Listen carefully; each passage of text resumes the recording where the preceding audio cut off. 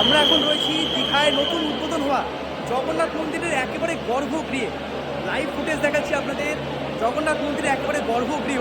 দেখুন কি সুন্দর অপরূপ পুরো চারিদিক। আমরা ওই পথ দিয়ে প্রবেশ করলাম এবং পৌঁছেছি গর্ভগৃহে।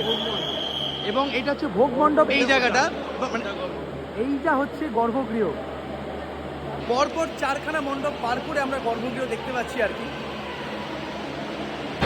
এই ভোগ মণ্ডপ কি সুন্দর করে, কতগুলো পিলার দেখুন, 1 2 3 4, চারখানা স্তম্ভের উপর দাঁড়িয়ে আছে এই ভোগ মণ্ডপ।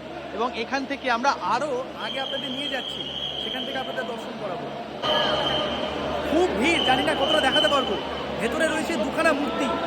প্রথম মূর্তি দেখুন, উপরের বড় মূর্তি শ্বেত পাথরের এবং ছোট মূর্তি দারু কাঠের তৈরি। এই দারু কাঠের তৈরি মূর্তি রোজ পূজা হবে এখানে। কি দারুণ দেখতে লাগছে দেখুন, দুর্দান্ত।